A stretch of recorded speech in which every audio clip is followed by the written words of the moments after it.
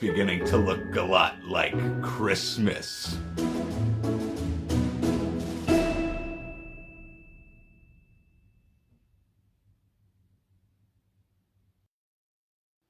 It's Drewski McGillicuddy's Scrooged Movie Review.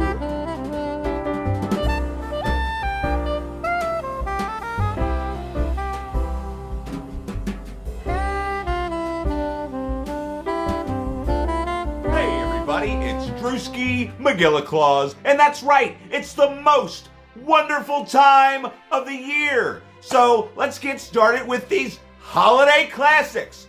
Today's classic is Scrooged from 1988, starring Bill Murray, and it's directed by one of the most underrated directors ever, Richard Donner, who might, and don't worry about it, don't worry about what that guy's directed. He directed this movie, and that's all you need to know, because this is the movie we're talking about. And Scrooge is basically a readaptation, telling sorts of something of Charles Dickens' classic A Christmas Carol. Now, I've always been a fan of pretty much every single rendition. That's what it is. It's a rendition of A Christmas Carol. And I love them all the way back to the 1930s version, to the Alastair Sims, to the George C. Scott. Oddly enough, I've never seen Disney's A Christmas Carol with Jim Carrey. I think it's Disney. I don't know. That's beside the point, because we're talking about an 80s classic, Scrooged. And Bill Murray plays basically Ebenezer Scrooge, but he's not Ebenezer Scrooge. He's this guy named Frank, and he's an asshole. Kind of like Ebenezer Scrooge. But in this, he's the executive president, whatever, of some fancy television station. And they're going to play Scrooge during the holidays. It's Christmas Eve, and they want everybody to watch Scrooge. So it opens up, we're in this board meeting, and this is where we get to see just how big of an asshole Bill Murray's character is in this movie. And speaking of which, he does an absolute phenomenal job expressing assholery throughout the entire film. I mean, you thought he was good and or bad in Groundhog Day? Shit. Have you seen Scrooged? Because, I mean, every scene of the movie, you just want to punch him right in the mouth. Just give him a nice uppercut to the chin. So they're in the board meeting, and, you know, they play this commercial, and it doesn't really jive with him. He's got this old guy reading by the fire, and he's like, that's not going to make people want to watch it. And they're like, well, yeah, actually, it's been doing very well for our commercials. It's a pretty good commercial for what we got. Bobcat Goldthwait. He plays this guy. Can't remember his name, but that's okay. He tells him, I think they're going to like it. I really think they're going to like it. And Bill Murray's like, no. This is what they're going to like. And he shows them this, like, absolutely preposterous ad that's kind of frightening. It's kind of frightening, and it has nothing to do with Christmas and or Charles Dickens' A Christmas Classic, A Christmas Carol. So everybody's pretty much scared out of the boardroom, and then Bobcat goes up to him and says, hey, sir, I don't mean to bother you, but I think, you're going to scare people with that ad, and I don't really like it, and I don't think it's a good idea. And he's like, oh, you don't think it's a good idea? Oh, well, I'll let you know if I can fix it in 5 minutes. And then he goes out and he tells his secretary, Gloria? Was it Gloria? Is it Gloria? Shit! So he goes out and he tells his secretary, hey, have this guy's locks changed, clear out his desk, and have security escort him off the property. And she says, but it's Christmas. He's like, oh, thank you. And it just lets you know, like, how big of a jackass, piece of shit. I mean, he's just I don't want to get demonetized. But anyway, you get the point right off the bat that this is basically your real life Ebenezer Scrooge. So we go on about our business, following Frank around, and you just get to see how much of a jerk he really is. Like he could care less about the homeless. He hates children. He hates Christmas. He hates his family. He hates this. He hates that. He hates the other. But then, late one night, actually, I guess it's not late one night, it's Christmas Eve. He is visited by, what's that guy's name? It's not Jacob Marley, but it's the guy that used to be his boss. And he tells him, like, hey, man, you gotta quit being an asshole. He's like, what do you mean I gotta quit being an asshole? He's like, you're gonna be visited by 3 ghosts. And they're gonna explain to you and show you how you become an ass,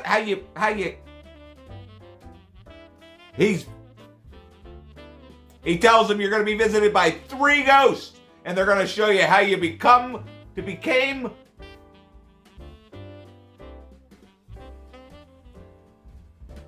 He says that he's going to show him how he came to be an asshole.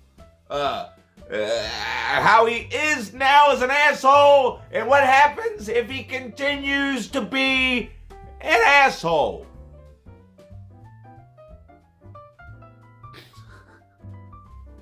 And it's a very cool scene, and like this for like 1988, this is some pretty good makeup effects because he's not like a ghost with chains wrapped around him. He's a zombie with a mouse. I think there was a mouse in his head. He pops a golf ball. Like it's such an amazing scene. And then the scene where he's like not listening to him, so he grabs Frank by the throat and he holds him out the window, and it's amazing looking. Like for a 1988 film, and it's like the scene still holds up. The special effect, like just the way he goes through the glass. I don't even know if I could find this stupid scene or anything. But if you've seen the movie, you know what I'm talking about. Sit there and watch this whole fucking thing. So then out of nowhere, he's right back on the stage and he's acting crazy. And, from here on out, he was already acting like a crazy asshole. And now he's acting extra crazy. Like he's like really I can't explain it. But yeah, he's acting weirder than usual. He's all jumpy and all whatnot. Then later on, what had happened was he gets picked. He's just a despicable human being. He's a despicable human being. Because what had happened was he calls this girl Claire that he used to know. She's somebody that he used to know, and he calls her because he's scared. It scares him, and so she comes right away. But then right away, he goes right back to being a dick to her. He goes to visit her at the homeless shelter, where he's just a dick to the homeless people. And then it's got this one guy, Herman. He's played by that one guy, this guy. He was in House of a Thousand Corpses. He was in American Gothic. He's been in every random-ass 80s movie since the beginning of the 80s, until he was in this movie. But Claire is the type that she works at the homeless shelter, and she's been devoting her life to helping these people, overcome starvation, being out in the freezing cold, and all this stuff. And he's just an asshole, and he tells her, start looking out for yourself, break off ties with this and take care of yourself, or something like that. It's something an asshole would say. Okay, he tells her that, and then he goes back, and then that's when he gets picked up by the cabbie that takes him back to Christmas Past. And I, for the longest time, thought this guy was Benicio del Toro, but it's not Benicio del Toro. It's the guy from that episode in Tales from the Dark Side with the cat. He's the one what had to go kill that black cat that ended up killing that old dude and all those other old people. See, it sounds crazy if you don't know what I'm fucking talking about. So the cab picks him up and takes him back to his childhood home, hoping that when he sees his mother, that the waterworks will start. And sure enough, when he sees his mother, the waterworks. Niagara Falls, everybody. Ladies and gentlemen, Niagara Falls. And Bill Murray just sells the shit out of I can't do it. I'm not Bill Murray, but he's so good in this movie. I mean, the whole time I'm watching, I'm thinking, is this Bill Murray's best performance? I mean, it's a lot like Phil from Groundhog Day, but just some of the mannerisms and when he takes it to 11. He takes it to 11 a couple times in this movie, and it's just absolutely magical. But anyway, so he's sitting there and he gets some veal for Christmas, and it's just because he thought, he was like, oh, you're going to take me here to see my mother and father and get me all teary-eyed and stuff. But that's not the real reason, because he wanted him to see what it was like for him, when he had nothing. Because he came from nothing, and now he has all this money and all this, I guess, fame. He's the president of a TV studio. And he forgot where he came from. And that's basically what this movie's about, is, somebody that gets overly successful, they forget where they came from, and then they become miserable, and then they take their misery and they just lash it out amongst the world and just turn everything to shit. Then we get to fast forward a little bit to get to see his relationship with Claire and how it starts, and it's real cute how it starts, because she's walking out the store and hits him in the face with the door, and then they have a cute little back and forth, and then it goes forward in time a little bit more, and you get to see them spending the next Christmas together, and then you kind of see where it started to break off, because he gets an opportunity that he can't refuse, and she's like, what's more important, me or your career? And, you know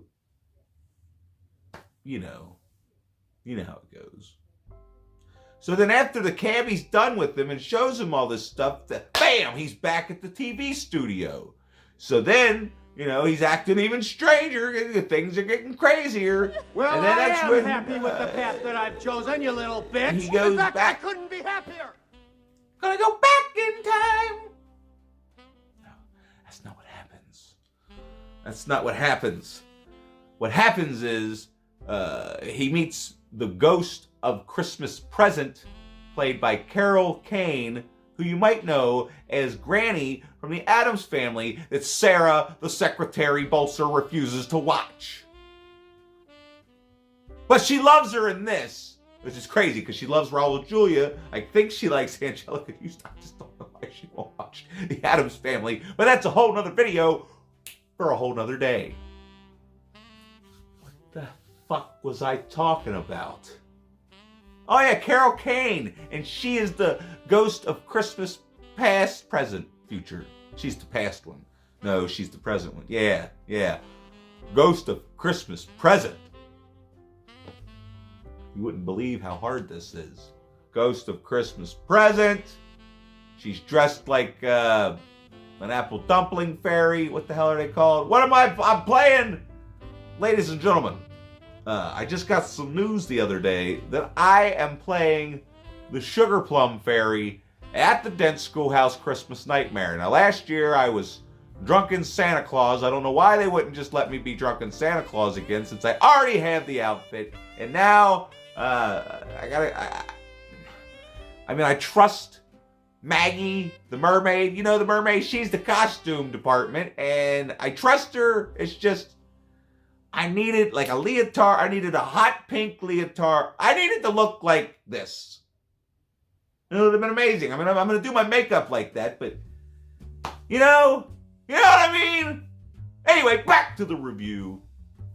So she takes him and shows him around town with present day and lets him see what's going on. Remember his wonderful secretary who's just a graceful lady. That's why her name's Grace. She's got this grace to her. I don't fucking know what I'm talking about. So she takes him to see Grace, and you get to see what her life's like, because she's just, what do you call it when you're always positive even though you have no right to be? because, you know, her life's kind of shitty. She's got all these children. And her husband had passed away several years back, and her youngest child, it's weird because he doesn't talk, and Frank asks, what's wrong with him? She says, oh, he doesn't talk. He hasn't talked in 5 years since he saw his father die. And the kid's 4 years old, so I'm thinking, I don't know, maybe he's 6. But it's like, even if he was 1, how is he talking and then all of a sudden stopped? Like, he's not old enough to have been talking and then all of a sudden stopped for 5 years. So that's the only gripe I have with this movie, really.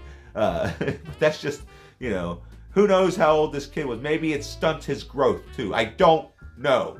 But she takes him to see this stuff, and she takes him to see his brother, and they're all sitting there playing trivia, and nobody knows that the SS Minnow is the name of the boat that Gilligan took his 2-hour tour on. 2-hour tour.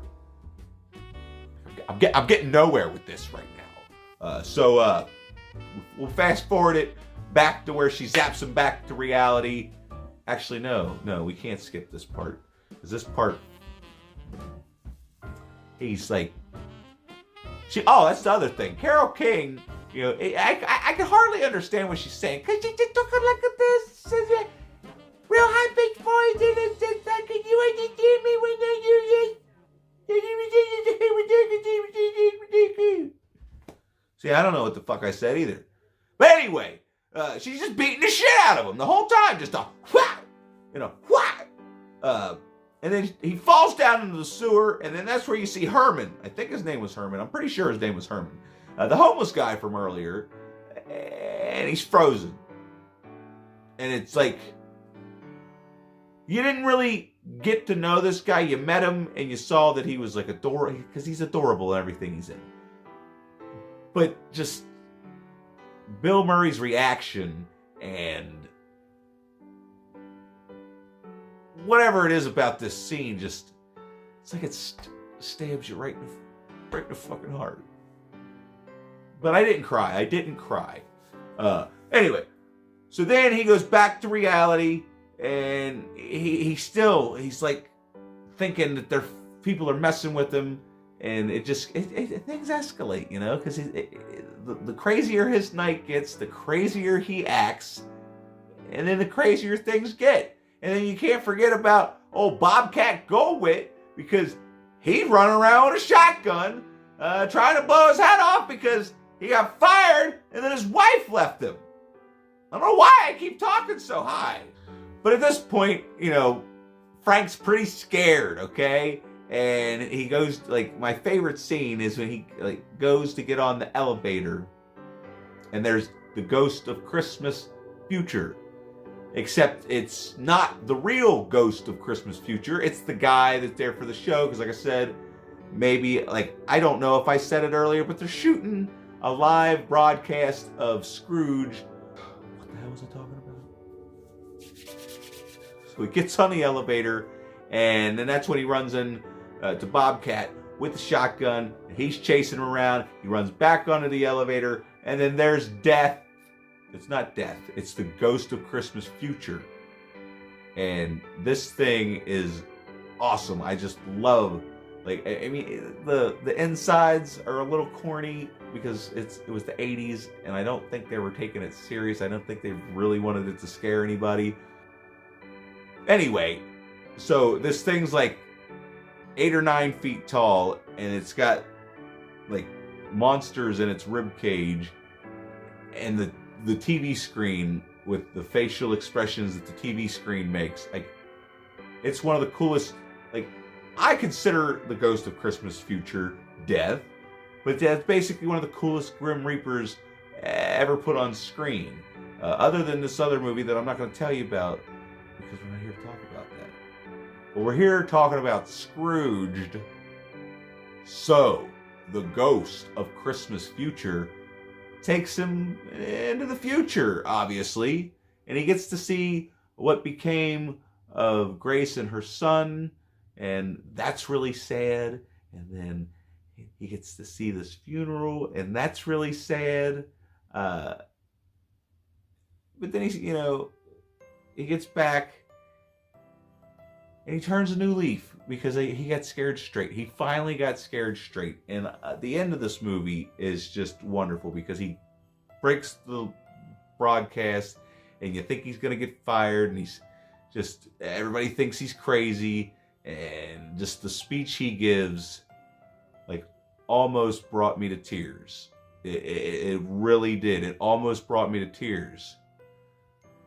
But then I was brought to tears because Grace's son, after he tells everybody at the end of his speech, Merry Christmas, he comes up and he grabs his hand out of nowhere. And the first time he saw this kid, he, slums him up. He's like, "What are you doing in here? How'd you get in here? What are you doing in here?"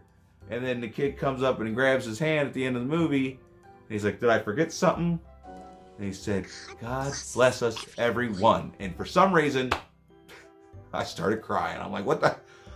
I've seen this movie 30 times, and this time it hit me. I guess because I paid attention throughout the entire thing, because I was analyzing it, and